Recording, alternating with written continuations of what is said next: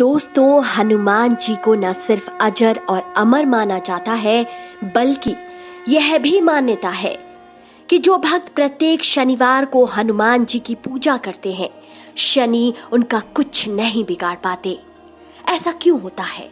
इसके पीछे अनेक कथाएं हैं, जिसमें से एक कथा तो यह है कि एक बार हनुमान जी अपने प्रभु श्री राम का स्मरण कर रहे थे। उसी वक्त यमराज के भाई वहां पधारे और कहने लगे कि मैं आपको सावधान करने आया हूं। भगवान राम के त्रेता युग की बात दूसरी थी, अब कलयुग का आरंभ हो गया है। भगवान वासुदेव ने जिस क्षण पृथ्वी से अपनी लीला का समापन किया था, उसी क्षण से कलयुग शुरू हो गया था। अब इस युग में आपका शरीर दुर्बल और मेरा बलवान हो गया है। अब से आप पर मेरी 7.5 की दशा प्रभावी हो गई है। अब मैं आपके शरीर पर आ रहा हूं। यमराज के भाई को इस वक्त का तनिक भी एहसास नहीं था। जो हनुमान रघुवीर के परम भक्त थे, उन पर किसी दशा का कोई प्रभाव नहीं पड़ने वाला है। यहाँ तक कि यमराज के बड़े भाई भी श्री राम के भक्तों की ओर देखने का साहस एकाएक नहीं जुटा पाते। हनुमान जी ने यमराज के भाई से कहा, अब मुझे अपने आराध्य का स्मरण करने दे और मेरे शरीर पर रघुनाथ जी के अलावा कोई नहीं आ सकता।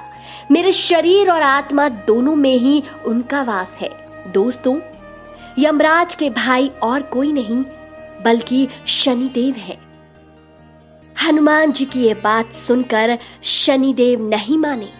कहने लगे, मैं सृष्टिकर्ता के विधान के आगे विवश हूं। पूरी सृष्टि पर मेरा प्रभुत्व है और आप भी मेरे प्रभुत्व क्षेत्र से बाहर नहीं है। अतः मैं आपके शरीर पर आ रहा हूं और आप मुझे रोक नहीं सकते। हनुमान जी ने कहा, मुझ वृद्ध को आप छोड़ दीजिए। लेकिन यमराज के भाई शनि कहां मानने वाले थे। कहने लगे, मैं सबसे ज्यादा मारक ग्रह हूं और मृत्यु के सबसे करीब तो वृद्ध ही होते हैं, तो मैं आपको कैसे छोड़ दूं? यमराज के भाई शनिदेव नहीं माने और हनुमान जी के मस्तक पर आ बैठे। फिर हनुमान जी को सिर में खाज हुई।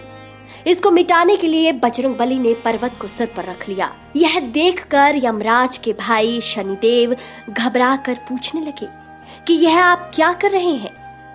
हनुमान जी बोले, मैं अपनी खाज मिटा रहा हूं।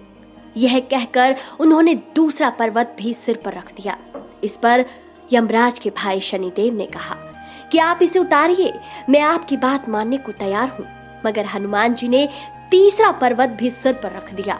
अब शनि घबरा कर बोले कि आपके शरीर पर तो दूर, अब मैं आपके समीप भी नहीं आऊंगा। लेकिन हनुमान जी ने चौथा पत्थर भी सिर पर रख लिया। अब शनि को कुछ नहीं सूझ रहा था।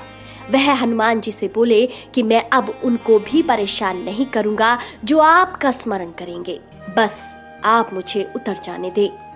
तभी से यह माना जाने लगा कि जो भी भक्त हनुमान जी का सच्चे मन से जप करते हैं, शनिदेव भी उनका कुछ नहीं बिगाड़ पाते।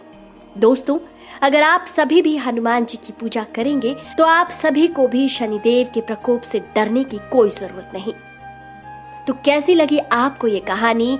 अपनी राय कमेंट सेक्शन में जरूर दीजिए और इस वीडियो को ज्यादा से ज्यादा शेयर करिए।